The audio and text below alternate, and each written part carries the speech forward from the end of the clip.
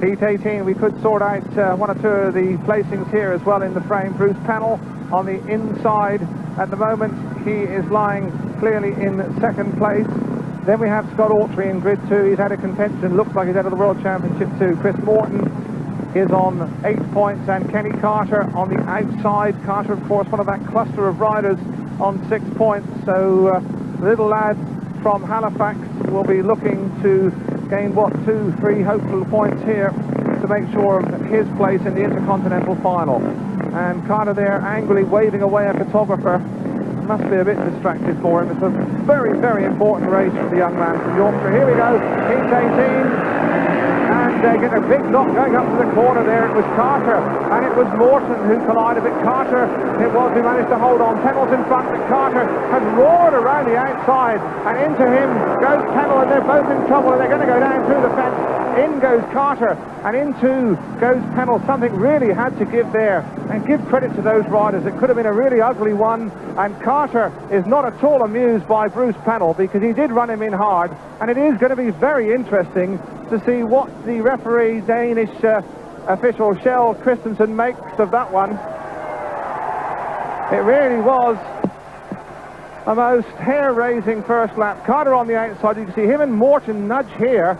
They did off, look at that, and it almost brought Autry down. Penhall gets clear of the melee. Now Penhall's well away here. Carter seems to have got his dander up a bit by that incident as they ran up to the corner, roars around the outside and gets an awful lot of power on as he goes past Penhall. Now they're coming tearing down, remember, something like 60, 70 miles an hour. It looked like Penhall tried to give him an elbow there as they run into the corner.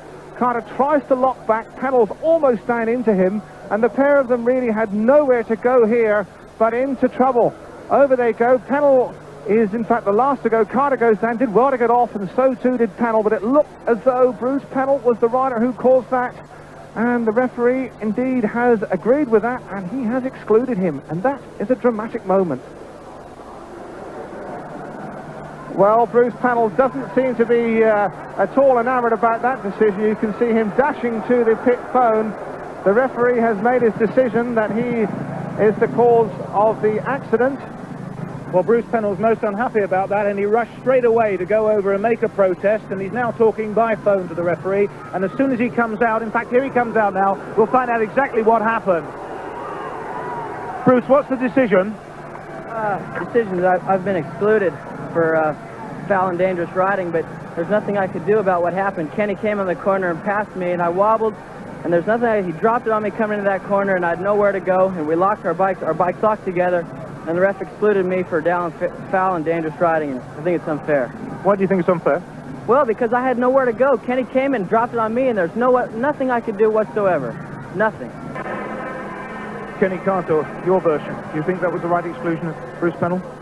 No, I think Brooks were a bit selfish there, and if he would have probably rode normal, it may be a beat me. I might have passed him, but he tried to be, you know, a superstar and put me through fence, didn't he? Well, let's have a look at it, because he claims that you were pushing on him, really. Well, if you see at the start here, I come to the start, and I made a fairly good start, but I went in a bad route, and I went across and I touched Chris. If you look at touch Chris coming out of the start, in a minute, they'll say I touched Chris, and we sort of both wobble. There, we both wobble a bit, you see, like there. And I come round Bruce, and if you look, I come past him down the straight.